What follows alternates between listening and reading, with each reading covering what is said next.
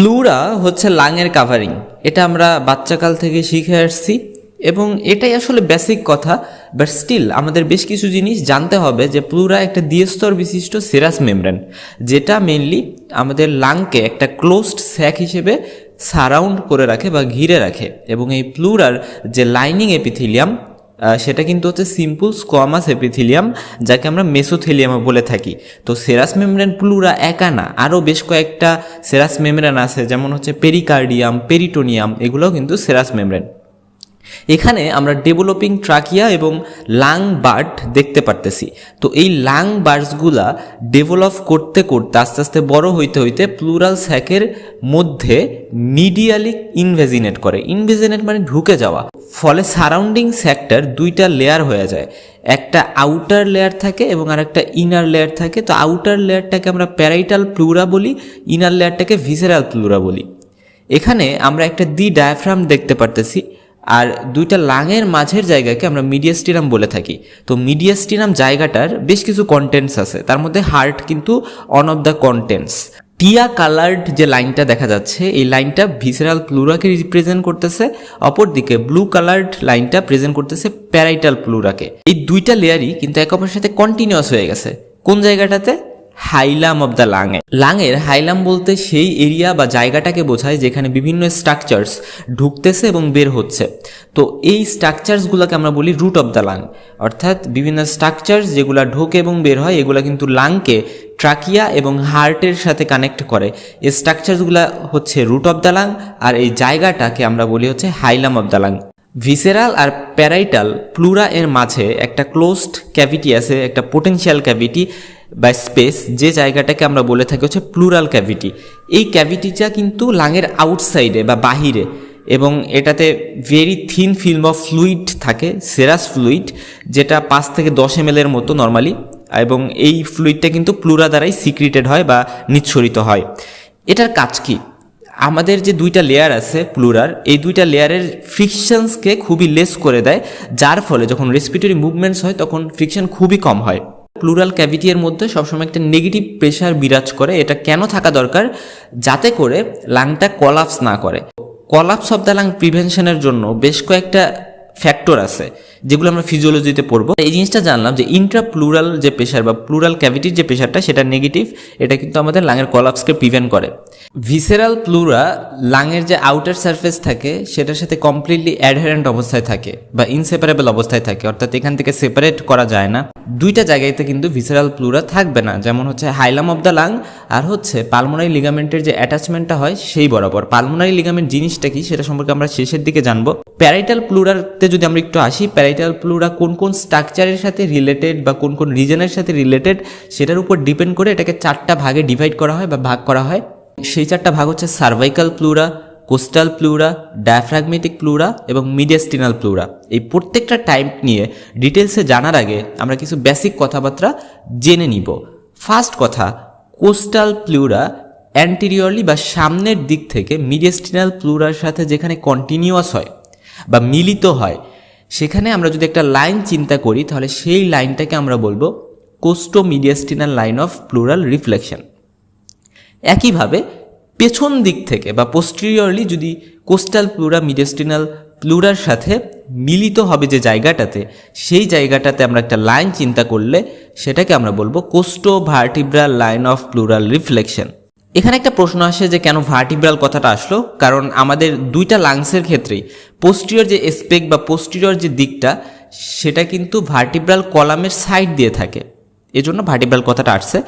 আর coastal pleura diaphragmatic প্লুরার সাথে যেখানে connected হবে বা কন্টিনিউয়াস হবে, সেই জায়গাটাকে আমরা বলবো costodiaphragmatic line of pleural reflection. এই 3টা রিফ্লেকশন আমরা একটু মাথায় রাখবো, কারণ এই 3টা লাইন, ইমাজিনারি লাইন, খুব ইম্পর্টেন্ট।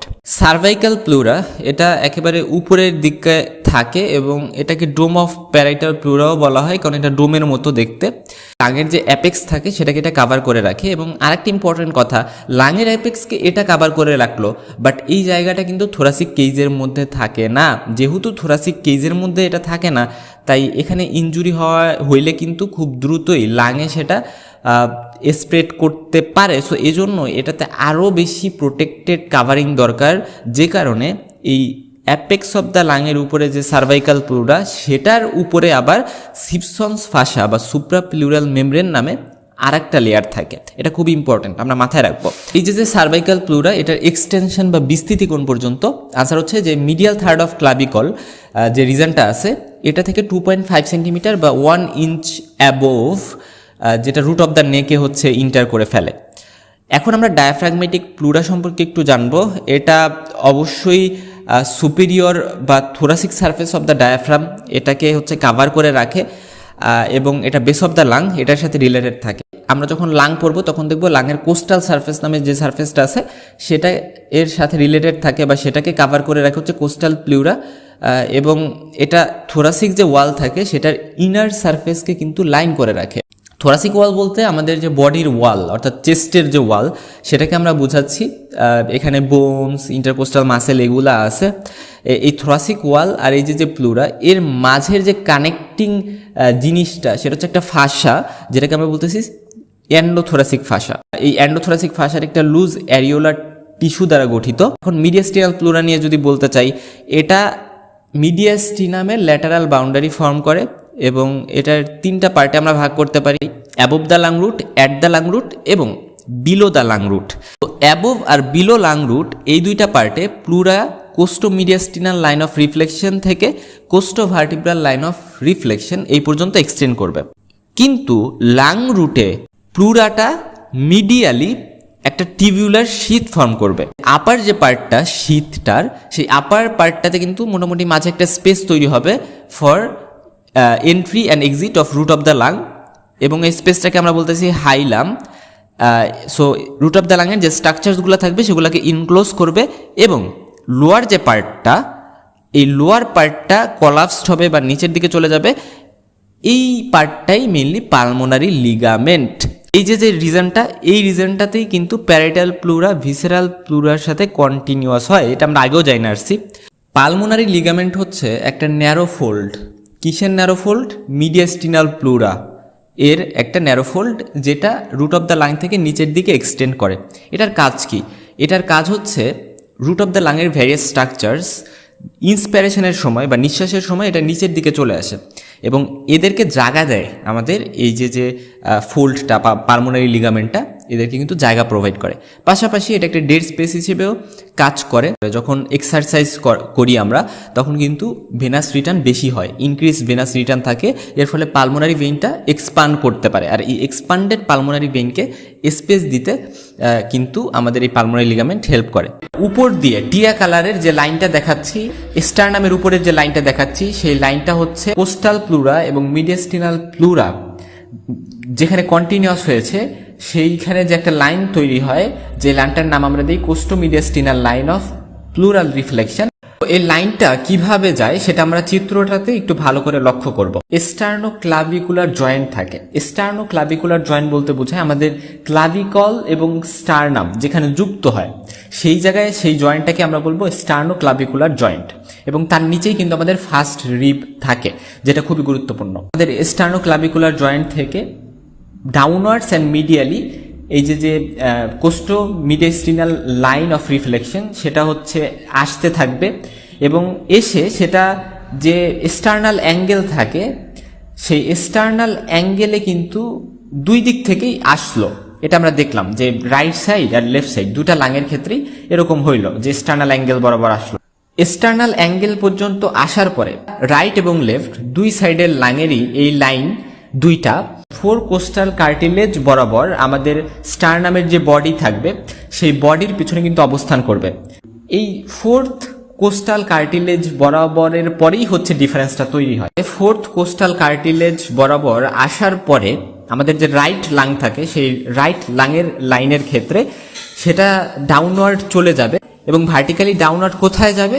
কোস্টোজিফয়েড অ্যাঙ্গেলে যাবে, এবং কোস্টোজিফয়েড অ্যাঙ্গেল পর্যন্ত গিয়ে 7th কোস্টাল কার্টিলেজ বরাবর, তার পরবর্তীতে এটা রাইট সাইডে ল্যাটারালি যাবে, রাইট সাইডে ল্যাটারালি গিয়ে কন্টিনিউয়াস হবে কোস্টো ডায়াফ্রামেটিক লাইন অফ রিফ্লেকশনের সাথে। সো খুবই গুরুত্বপূর্ণ একটা বিষয়। কিন্তু আমাদের বাম সাইডের যে লাং, সেই বাম সাইডের লাংয়ের যে লাইনটা, সেটার ক্ষেত্রে কি হয় যে 4th যে কোস্টাল কার্টিলেজ বরাবর গেল তারপরে এটা যে কাজটা করে সেটা কিন্তু ইন্টারেস্টিং একটা কাজ করে। এটা কিন্তু ডিভিয়েট করে, ল্যাটারালি ডিভিয়েট করে সেটা 6 কোস্টাল কার্টিলেজ পর্যন্ত বেঁকে যায়, আর 6 কোস্টাল কার্টিলেজ থেকে বাম দিকে ল্যাটারালি চলে যায় এবং কোস্টো ডায়াফ্রাগমেটিক লাইন অফ প্লুরাল রিফ্লেকশনের সাথে কন্টিনিউয়াস হয়। এখন কোশ্চেন, লেফট সাইডে এমন ডিভিয়েশন কেন হলো? আনসার হচ্ছে লেফট সাইডে হার্টের মেজর একটা পোর্শন থাকে, আর তাকে জায়গা করে দিতেই এমন একটা কিন্তু ওরিয়েন্টেশন তৈরি হয়। এখন আমরা সোর্স অফ ডেভেলপমেন্ট এবং নার্ভ সাপ্লাই অফ প্লুরা নিয়ে জানবো। তো প্যারিটাল প্লুরা আর ভিসেরাল প্লুরা এই দুটাকে আলাদা আলাদা জানতে হবে, কারণ প্যারিটাল প্লুরা ডেভেলপ করা হচ্ছে সোমাটোপ্লুরিক লেয়ার অফ ল্যাটারাল প্লেট মেজোডার্ম থেকে, যে কারণে এটার যে নার্ভ সাপ্লাই হবে সেটা সোমাটিক নার্ভ হবে, যেহেতু সোমাটোপ্লুরিক লেয়ার থেকে ডেভেলপ করছে। এবং সোমাটিক নার্ভ দিয়ে যদি কেউ সাপ্লাইড হয় সেটা কিন্তু অবশ্যই পেইন সেন্সিটিভ হবে, টেম্পারেচার সেন্সিটিভ হবে এবং টাচ অ্যান্ড প্রেশার সেন্সিটিভও হবে। আচ্ছা, এই যে আমরা বললাম পেইন, টেম্পারেচার, টাচ, প্রেশার এগুলো সেন্সিটিভ, এগুলো মানে হচ্ছে ধরো তুমি ইনজুর্ড হইলে ওই প্যারিটাল প্লুরা পর্যন্ত কিন্তু তোমার এই পেইন সেন্সেশনটা যাবে, বাট ভিসেরাল প্লুরা কিন্তু পেইন সেন্সিটিভ না, যেটা আমরা একটু পরে জানবো। আমরা যদি আলাদাভাবে জানতে চাই যে প্যারিটাল প্লুরার কোন পার্টটাকে বা কোন টাইপটাকে কোন নার্ভ সাপ্লাই দেয়, সার্ভাইকাল, কোস্টাল এবং peripheral part of diaphragmatic pleura এটাকে সাপ্লাই দেওয়া হচ্ছে ইন্টারকোস্টাল নার্ভস, এবং mediastinal part plus central part of diaphragmatic pleura এটাকে কিন্তু সাপ্লাই দেবে ফ্রেনিক নার্ভ। দেখো এই ফ্রেনিক নার্ভ, ইন্টারকোস্টাল নার্ভ, এই দুইটা নার্ভই কিন্তু হচ্ছে গিয়ে সোমাটিক নার্ভ। ভিসেরাল প্লুরায় চলে আসি। ভিসেরাল প্লুরা হচ্ছে splanchnopleuric layer of lateral plate mesoderm থেকে ডেভেলপ করে এবং এটাকে অটোনমিক নার্ভাস সিস্টেম হচ্ছে সাপ্লাই দেয়। এখন মনে রাখবা যে যেহেতু আমাদের ভিসেরাল প্লুরা লাঙের সাথে ইনসেপারেবলি থাকে, এজন্য লাঙের যে নার্ভ সাপ্লাই ভিসেরাল প্লুরার নার্ভ সাপ্লাই একই হবে। অর্থাৎ অটোনমিক নার্ভাস সিস্টেম এর মধ্যে সিম্পেথেটিক যে পোর্শনটা আছে থোরাসিক 2 থেকে থোরাসিক 5 সেগমেন্ট, সেটা পালমোনারি প্লেক্সাসের দ্বারা সাপ্লাই দেয় এই ভিসেরাল প্লুরাকে, এবং এটা কিন্তু পেইন, টেম্পারেচার, টাচ, প্রেশার এগুলো সেন্সিটিভ না, কিন্তু এটা স্ট্রেস সেন্সিটিভ। এবং যত ভিসেরা আছে এগুলা যেহেতু অটোনমিক নার্ভাস সিস্টেম দ্বারা সাপ্লাইড হয়, এগুলা কিন্তু কখনোই এই যে এগুলা pain, temperature, touch, pressure sensitive হবে না। ব্লাড সাপ্লাই বা মেইনলি আর্টারিয়াল সাপ্লাই নিয়ে একটু জানতে চাই, তাহলে প্যারাইটাল প্লুরার সাপ্লাই দিবে mainly intercostal artery, internal thoracic artery আর মাস্কুলোফ্রেনিক আর্টারি। অপরদিকে ভিসেরাল প্লুরা এর যে আর্টারি সাপ্লাই সেটা লাঙের আর্টারি সাপ্লাইয়ের মতো কি হবে? আনসার হচ্ছে হ্যাঁ, লাঙের আর্টারি সাপ্লাইয়ের মতো হবে, বাট একটা ডিফারেন্স আমাদের জানতে হবে যে লাঙকে কিন্তু সাপ্লাই দেয় দুই ধরনের আর্টারি, পালমোনারি আর্টারিস আর ব্রঙ্কিয়াল আর্টারিস, বাট ভিসেরাল প্লুরার ক্ষেত্রে শুধুমাত্র আমাদের যে ব্রঙ্কিয়াল আর্টারি সেটাই সাপ্লাই দিবে, কারণ পালমোনারি আর্টারিস কিন্তু ডিঅক্সিজেনেটেড ব্লাড ক্যারি করে এবং এ কারণেই এটা ভিসেরাল প্লুরাকে সাপ্লাই দিবে না। প্লুরাল রিসেস নিয়ে এবার আমরা জানবো। রিসেস শব্দের অর্থ হচ্ছে গ্যাপ বা স্পেস। তো normally parietal pleura, visceral pleura এর মাঝের যে গ্যাপটা সেটা হচ্ছে প্লুরাল ক্যাভিটি। আর প্যারিটাল প্লুরা এর দুইটা পার্ট ধরে নিলাম, কোস্টাল প্লুরা আর ডায়াফ্রাগমেটিক প্লুরা। এই দুইটা প্লুরা এর মাঝে যে স্যাক-লাইক এক্সটেনশনটা আছে সেটাকে কিন্তু আমরা একটা রিসেস বলতে পারি। তো নর্মালি এটা কোয়াইট ব্রিদিংয়ের সময় তেমন কোনো কাজে লাগে না, কিন্তু যখন ডিপ ইন্সপিরেশন হয় সেই ডিপ ইন্সপিরেশন এর সময় কিন্তু লাংটা এক্সপান্ড করে, আর সেই এক্সপান্ডের জন্য ওই বড় লাংটাকে বা এক্সপান্ডেড লাংটাকে জায়গা দিতে এই রিসেসটা কাজে লাগে। অ্যান্টিরিয়র এবং ইনফিরিয়র রিজনসে প্লুরাল ক্যাভিটির এই জায়গাগুলোতে লাং নর্মালি অকুপাই করে থাকে না, এই জায়গাটা ফাঁকা থাকে, এবং এই জায়গাগুলোতেই মেইনলি দুইটা রিসেস থাকে দুই সাইডের লাঙেই, কোস্টো মিডিয়াস্টিনাল রিসেস এবং কোস্টো ডায়াফ্রাগমেটিক রিসেস, এই দুই ধরনের রিসেস পাওয়া যায়। অ্যান্টিরিয়রলি হচ্ছে কোস্টো মিডিয়াস্টিনাল রিসেস আর ইনফিরিয়রলি কোস্টো ডায়াফ্রাগমেটিক রিসেস। কোস্টো ডায়াফ্রাগমেটিক রিসেস নিয়ে যদি আমরা একটু জানতে চাই, এই রিসেসটা সি শেপড হয় এবং সব থেকে বড়, প্লাস ক্লিনিক্যালি মোস্ট ইম্পর্টেন্ট। কেন ক্লিনিক্যালি মোস্ট ইম্পর্টেন্ট সেটা আমরা পরে জানবো। এটা কোস্টাল আর diaphragmatic parts of parietal pleura এর মাঝে থাকে, costodiaphragmatic line of pleural reflection বরাবর। লাঙের যে লোয়ার মার্জিন আর প্লুরা এর যে লোয়ার মার্জিন, এদের মাঝে দুইটা রিবের গ্যাপ থাকে সব সময়। যেমন আমি যদি মিড ক্লাভিকুলার লাইন বরাবর চিন্তা করি, লোয়ার মার্জিন অফ লাং থাকে 6th রিব বরাবর আর লোয়ার মার্জিন অফ প্লুরা থাকে 8th রিব বরাবর। মিড অ্যাক্সিলারি লাইন বরাবর যদি চিন্তা করি, লোয়ার মার্জিন অফ লাং থাকে 8th রিব বরাবর, প্লুরাল লোয়ার মার্জিন থাকে 10th রিব বরাবর। আর পেছন দিকে স্ক্যাপুলার লাইন বরাবর লাংয়ের লোয়ার মার্জিন থাকে 10th রিব বরাবর, আর প্লুরাল লোয়ার মার্জিন থাকে 12th রিব বরাবর। প্রত্যেক ক্ষেত্রে আমরা দেখতেছি দুইটা রিবের স্পেস।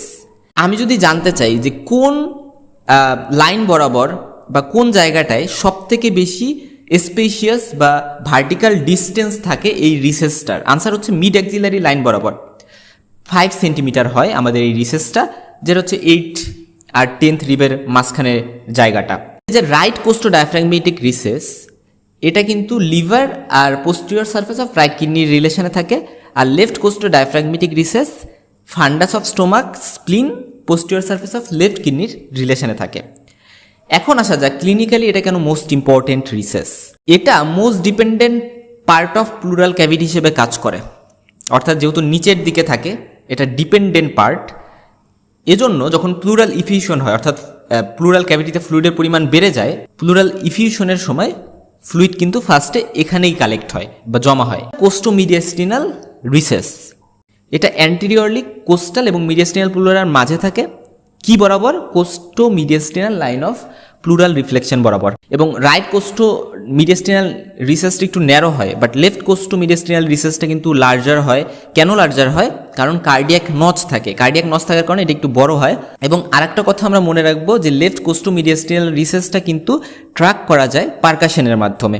কেননা এই যে রিসেসের জায়গাটা, এই রিসেসের জায়গাটাতে কিন্তু লাং থাকতেছে না। লাং থাকতেছে না মানে লাংয়ের মধ্যেকার ইয়ারও এখানে থাকতেছে না, বাট এই রিজনটা কিন্তু যেহেতু কার্ডিয়াক নচ থাকে ওই বরাবর এবং ওখানে হার্ট থাকে, আর ওই জায়গায় যদি পারকাস করা হয় ওই সময় ওখানে ডাল পাওয়া যায়, ডাল সাউন্ড।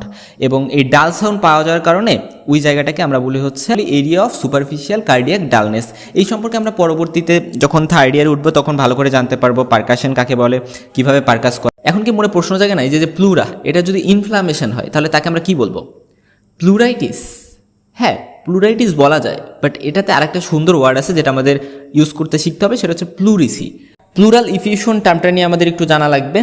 আমরা জানি যে প্লুরাল ক্যাভিটিতে একটা minimum thin film of fluid থাকে, সিরাস ফ্লুইড, বাট এই ফ্লুইডটার অ্যাকুমুলেশন যদি বেশি মাত্রায় হয়ে যায় তখন সেটাকে আমরা বলি প্লুরাল ইফিউশন। এবং এটা সাধারণত ওই যে প্লুরিসি বা ইনফ্লামেশন অফ প্লুরার কারণেই হয়ে থাকে। এই ফ্লুইড যেটার মাধ্যমে প্লুরাল ইফিউশন হচ্ছে, এটা যে সবসময় সেরাস ফ্লুইড হবে তাও না, এখানে ব্লাডও জমতে পারে যাকে আমরা বলি হেমোথোরাক্স, এখানে পাস জমতে পারে যাকে পায়োথোরাক্স বলি, বা ইমফায়েমা বলি, বা লিম জমলে তাকে আমরা কাইলোথোরাক্স বলে থাকবো। এখানে যদি কোনো কারণে এয়ার ঢুকে যায় সেটাকে আমরা কিন্তু বলবো নিউমোথোরাক্স। এটা কিন্তু কলাপস অফ দ্য লাং ঘটাই দিতে পারে। আর এই যে আমরা প্লুরাল ইফিউশন নিয়ে জানলাম, তো প্লুরাল ইফিউশন যদি হয়, এই যে এক্সেসিভ ফ্লুইড জমছে, এই ফ্লুইডটাকে কিন্তু আমাদের বের করতে হবে। এটাকে আমরা বলি প্লুরাল ট্যাপ। প্লুরাল ইফিউশনের যে ফ্লুইডটা সেটাকে অ্যাসপিরেশন করার প্রসেস বা বের করে আনার প্রসেস, এটা সাধারণত 9 কোস্টাল স্পেস বরাবর করা হয় মিড অ্যাক্সিলারি লাইনের। অ্যাসপিয়ার বা বের করে আনার জন্য যে নিডেলটা, এটা ইনসার্ট করব কোথায় এটা জানা লাগবে। কিন্তু যে আমাদের যে 9th ইন্টারকোস্টাল স্পেস, সেই স্পেসটার যে লোয়ার পার্ট আছে সেখানে কিন্তু আমরা ইনসার্ট করব। কেন লোয়ার পার্ট ইনসার্ট করব? কারণ হচ্ছে যে আমরা জানি নিউরোভাস্কুলার যে বান্ডেল থাকে, অর্থাৎ নার্ভ ভেসেলস, এগুলা থাকে হচ্ছে আপার পার্টে ইন্টারকোস্টাল স্পেসের। তো সেগুলো যাতে ইনজুরি না হয় এজন্য আমরা লোয়ার পার্টে করবো। আমি কিন্তু 9th ইন্টারকোস্টাল স্পেস বাদে 10th ইন্টারকোস্টাল স্পেসে যায় করতে পারবো না, বা 9th ইন্টারকোস্টাল স্পেসের নিচে যায় করতে পারবো না, কারণ সেখানে কিন্তু স্প্লিন ইনজুর করতে পারে লেফট সাইডে, আর রাইট সাইডে কিন্তু লিভারকে ইনজুর করতে পারে।